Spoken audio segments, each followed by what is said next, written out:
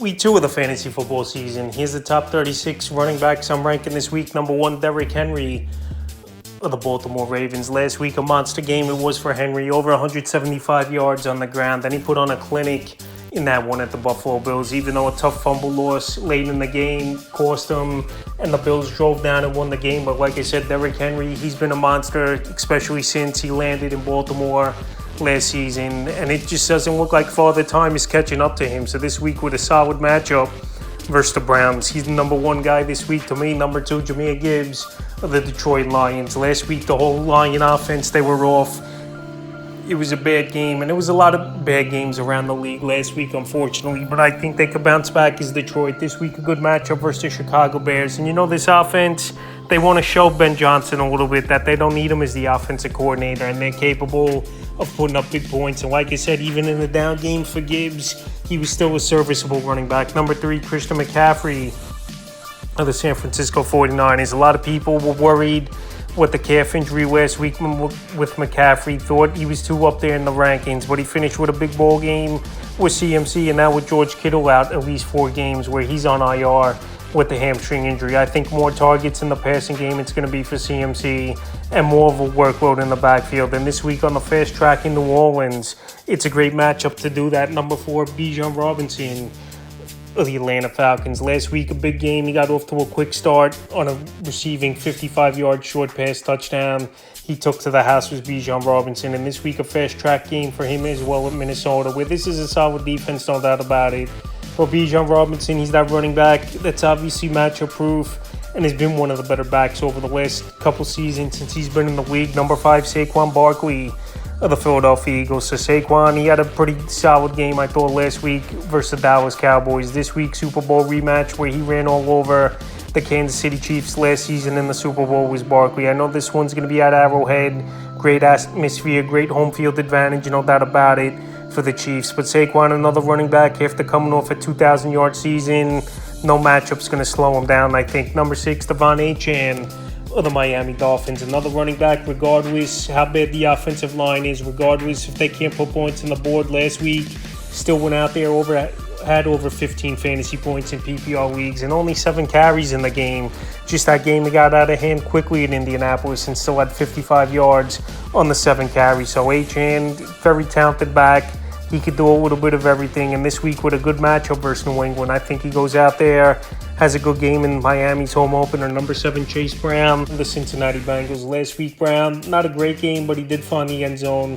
No competition there as well for him in Cincinnati, where he's the bell cow, going to get 25, 30 total touches per game, including the receiving. And this week, a good matchup versus Jacksonville, where Chuba Hubbard just came off a good game versus defense. Number 8, Bucky Irving of the Tampa Bay Buccaneers. So Bucky Irving last week, not a great game for him, but he had over 14 fantasy points in PPR leagues. He found the end zone.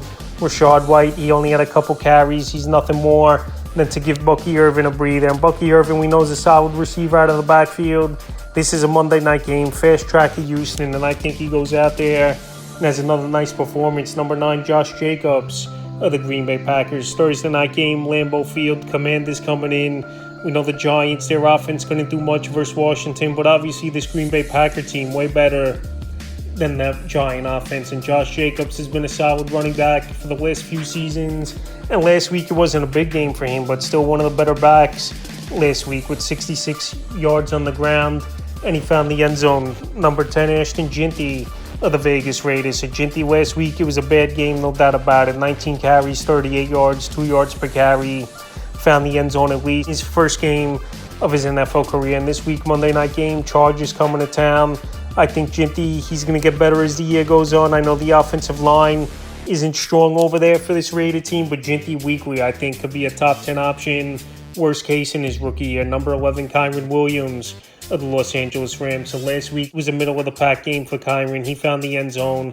And when you're on a high-powered offense, obviously, with Puka Nacua, Devontae Adams, some weeks numbers aren't going to be 100% consistent, but weekly he's a 12 to 15 point option is Kyren Williams, a worst case in my opinion. So this week in a little bit of a tougher matchup at Tennessee, where their defense is a bend but don't break type of unit. It's more weeks than not going back to last season. I still think Kyren has a solid performance. 12, James Cook of the Buffalo Bills. James Cook last week had a big game. He almost had 2 touchdowns, getting stopped at the 2-yard line.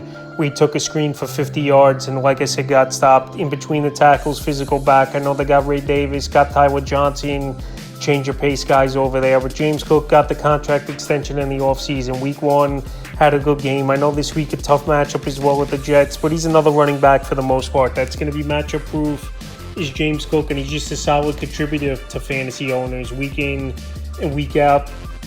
13, Jonathan Taylor of the Indianapolis Colts. So last week, it wasn't the biggest of games for Taylor, and also Daniel Jones. He had 2 rushing touchdowns. Himself was Daniel Jones, where it took away a little bit from Jonathan Taylor. But Taylor, one of the true bell cows in all the NFL here. Last week, it was a blowout game. They sat him in the fourth quarter, was Taylor, where it was a blowout versus the Miami Dolphins. But like I said, Taylor, he's going to get a lot of carries week in and week out. This week, no doubt about it, tough matchup versus the Denver Broncos coming in at Indianapolis. But Taylor, like I said, on volume alone, is going to have some games this season. 14, James Conner of the Arizona Cardinals. This week, a good matchup versus the Carolina Panthers. We saw Travis Etienne have a monster game versus defense last week. And Conner, I know, wasn't a great game, and I know Trey Benson ate into his workload, where it was like a 60-40 split in Conner's advantage, obviously. But like I said, Benson, as the year goes on, is going to get more work. But early in the season, still a solid number 2 running back for fantasy owners is Conner. 15, Breece Hall with the New York Jets. So last week on paper, it was a tough matchup with the Pittsburgh Steelers coming in. But Breece Hall, he tore up that Steeler run defense left side every time. He was getting chunk of yards as Breece Hall, and he's hungry for a contract. But also, he could be a trade candidate as well from this New York Jet team, where they don't want to give him the contract, it looks like. And they got the young 20-year-old running back Brandon Allen over there as well that did vulture a goal line touchdown from Hall. But this week versus Buffalo, they're going to feed him, I think, early and often. I'm not saying it'll be a big game for Hall, but he's going to get the volume. He's a solid running back. It's a 3-down back as well. And I just like Breece Hall as long as he's getting touches. 16, Travis Etienne, Jacksonville Jaguars. With Tank Bigsby traded off to the Philadelphia Eagles, Travis Etienne, even more work now could come his way, even though rookie Bashal Tutin now stepping into that backup running back position for the Jacksonville Jaguars. So Etienne last week, he showed his burst, he showed his speed and the quickness. This week, good matchup on paper at Cincinnati. Their defense really can't stop anyone, even though this could be a game where they're trailing and have to throw a lot. Etienne, at least in the passing game, has been solid as well throughout his career. 17, Amarian Hampton of the Los Angeles Chargers. So the Chargers last week, very aggressive, threw the football a whole lot in that one, and they knew that's what it was going to take to go out there and beat the Kansas City Chiefs. So Hampton, he showed some flashes. Numbers weren't great, only 8.1 fantasy points in PPR leagues it was for him. But this week, a good matchup at the Vegas Raiders, where their run defense really isn't that good. We saw Trevion Henderson have a solid game last week versus defense, and Hampton, as long as he's going to get majority of the work, which I think he will. Najee Harris was a non-factor last week here. I like Hampton as a top 20 option. 18, Chuba Hubbard of the Carolina Panthers. So Chuba Hubbard, he's been a solid running back the last couple seasons for fantasy owners and this Panther team. And this week, a decent matchup at the Arizona Cardinals. Last week, it was a nice ball game for Chuba Hubbard. 3-down back over there. Rico Dotto didn't really take any of the work with Trevor Etienne, the rookie back they drafted this season. But like I said, Chuba Hubbard, he's a small back, no doubt, but he's a running back that could run in between the tackles. He can make plays in the passing game. And there's not much going on in this offense as well, besides Torrey McMillan and Hubbard. 19, Alvin Kamara of the New Orleans Saints. So this same team last week, they lost 120-13. Kamara got off to a decent start in that game, and then second half he fizzled out a little bit. But Kamara, one of the best receiving backs in the league. This week versus San Francisco, I think they're going to make it an emphasis to get him the football a little bit more, where you don't want Spencer Rattler going out there throwing the football 35-40 times. And like I said, Kamara, especially early in the season over the last couple years, starts off strong, even though last week was a middle-of-the-pack game for him. 20, Trevion Henderson of the New England Patriots. So this week, a pretty decent matchup on paper at the Miami Dolphins. A defense that just isn't good. We saw them, they got shredded last week by the Indianapolis Colts all over the field, going up and down. And Trevion Henderson has the game-breaking ability. He's looked like the better back going back to the preseason and training camp than Stevenson, even though Stevenson obviously is still going to get his touches. But this week, I think Henderson's a number 2 running back and a solid one for fantasy owners this week. 21 Pollard of the Tennessee Titans. So last week it was a tough matchup at the Broncos. One of the better defenses, if not the best D in all pro football, was for Tony Pollard. But he still went out there, had a decent performance. He's got no competition over there with Tajay Spears, out another 3 games at least. And this week, a little bit of a better matchup versus the Rams. But we saw this Ram defense shut down the backfield of the Houston Texans, even though that's not saying much, where it's a lot of moving parts and guys over the hill a little bit in that backfield. But like I said, with volume alone, Tony Pollard's a decent RB2 for fantasy owners. 22, Javonte Williams of the Dallas Cowboys. Last week, he had a coming out party with his new team is Javonte Williams. And believe it or not, he's only 25 years old. Found the end zone twice at the Philadelphia Eagles. But if he didn't get those 2 touchdowns, the yards per carry weren't impressive. And the workload obviously was solid. Miles Sanders only had a few carries, and Jaden Blue was inactive. So this week with a decent matchup versus the Giants, I think Javonte could be an okay RB2 for owners. 23, Aaron Jones of the Minnesota Vikings. So last week, a wheel route down the sidelines, 27 yards for a touchdown, salvaged his day, where Jordan Mason out-carried Aaron Jones in that game. Even though Jordan Mason, he's not a threat in the passing game, where Jones a better receiver out of the backfield. So this week versus Atlanta, this is going to be possibly a high-scoring game between these two teams. And Aaron Jones, I think week 1, they would just settle in him a little bit and want to keep him fresh as the year goes on. But this week versus Atlanta, it's a solid matchup. And we saw last week Bucky Irvin have a decent ball game versus defense. 24, Kenneth Walker of the Seattle Seahawks. The same situation with him like it was for Aaron Jones, where he got out-touched by Zach Charbonnet carrying the football. And Charbonnet, the bigger back as well, had the goal line touchdown in that ball game. But Kenneth Walker, he's a freak athlete. He's got that home run ability at the running back position. And I think even in a 50-50 split, let's say it is altogether, Kenneth Walker is still going to have the upper hand, where he's the receiving back, like I said. And this week at Pittsburgh, I think Walker gets back on track. 25, Jaylen Warren staying in the same game, but the Pittsburgh Steelers. So Warren last week, he was the bell cow in the backfield. Kenneth Gainwell was change of pace, and rookie Caleb Johnson didn't see the field in that one pretty much. Only 1 carry, -2 yards. So Warren, we know he's a good threat catching the football out of the backfield. And Aaron Rodgers, he likes more veteran and seasoned running backs that can pass protect and catch the football out of the backfield. So Warren's going to get play. I just don't think his ceiling is just that high in this offense. 26, DeAndre Swift of the Chicago Bears. So revenge game a little bit here for Swift. Last week he had some good moments in that one versus the Minnesota Vikings was DeAndre Swift. And this week, like I said, revenge game at one of his former teams, the Detroit Lions. This could be possibly a high-scoring game between these two NFC North rivals. And like I said, DeAndre Swift, there's no competition for him as well. DJ Moore, he got a couple carries, but obviously with bad ribs now, he's not really going to take touches out of the backfield. So he's the bell cow over there in Chicago. Good receiver out of the backfield as well as Swift. So every week he's going to be that number 2 back / flex option. 27 staying in the same game, and a revenge game for him as well. David Montgomery, the Detroit Lions. So Monty last week, he took a little bit of a back seat where Jahmyr Gibbs got more touches than he did last season, where it was more 50-50, where it was more 65-70% of Gibbs last week. But Montgomery's still going to have some short yardage goal line packages this week versus former team, the Chicago Bears. So Montgomery and this offense as a whole has been way better at home than they are on the road over the last few seasons. 28, Tyrone Tracy of the New York Giants. So Tyrone Tracy last week, he was the bell cow over there for the Giants. But if this team's down early and often, it's not going to mean much, even though Tyrone Tracy's a good receiver out of the backfield. So Scatterbo had a goal line touch, but he got stuffed at the 1-yard line. It's not a bad matchup at Dallas, but like I said, if they're down early and often and abandon the run, and then Dallas tries to tee off on Russell Wilson, where last week Washington did that, where they were one-dimensional, it could be a problem. But Tracy, I think he's a back-end option. 29, J.K. Dobbins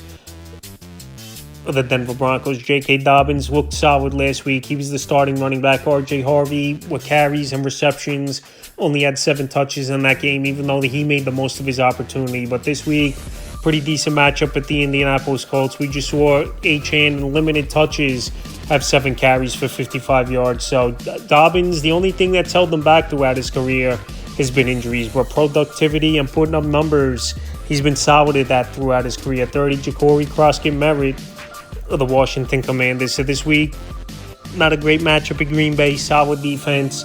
The running game didn't do much last week for the Lions with Gibbs and David Montgomery. And this week, Jaworski Cross-Merritt, I don't think he's going to rush for 8.2 yards like he did with 82 yards and a touchdown on 10 carries. So this week in a tougher matchup, and Austin Eckler's still over there, even though he's banged up and questionable to play in Thursday's game. I think I'm a little down on him this week. 31, Dylan Sampson of the Cleveland Browns. So Dylan Sampson, he had a nice coming out party in his first career NFL game. Jerome Ford was a non-factor, and the same game script could be in play here, obviously, where they're down early and throw the football a whole lot, and there's no running rooms at this Baltimore Raven team. So Dylan Sampson, like I said, he showed his receiving prowess out of the backfield. There are rumblings, Quinshon Judkins, he could play in week 2, signing his rookie deal. But the thing with Judkins, he's had the off-the-field issues in the offseason. He didn't really have a training camp at all. And I think Sampson is the favorite right now for at least the next few weeks, even if Judkins, let's say, comes back here in week 2. 32, Isaiah Pacheco of the Kansas City Chiefs. So his stock's really fallen, Pacheco. Kareem Hunt and him split in the backfield. Pacheco just don't have that burst like he did a couple years ago.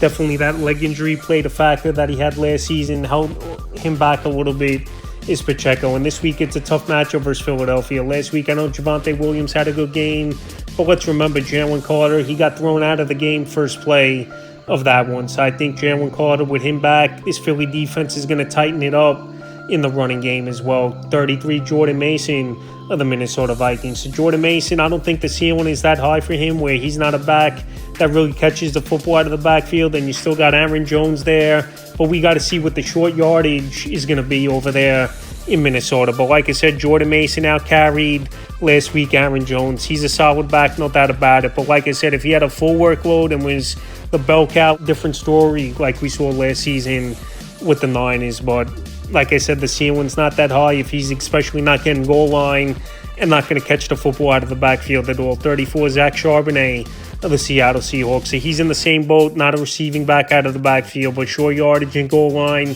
he does get. He out carried as well Kenneth Walker. And this week it's a tougher matchup at Pittsburgh, even though we did see, obviously, Breece Hall shred this defense in last week's game. But like I said, Charbonnet, week in and week out, I think the touches are going to go up for him, and bigger situations he's going to be in the games as well. 35, Nick Chubb of the Houston Texans. So Nick Chubb, he went out there, gave his best effort, but he just looked shot, those knees. He's had major knee injuries 2 or 3 times already in his NFL career, including last season, tearing every ligament pretty much in his knee was Nick Chubb, after that leg just bent the wrong way. So this week, matchup versus Tampa Bay, I know Bijan Robinson shredded him last week on the ground, but Nick Chubb, like I said, he's not really in rhythm.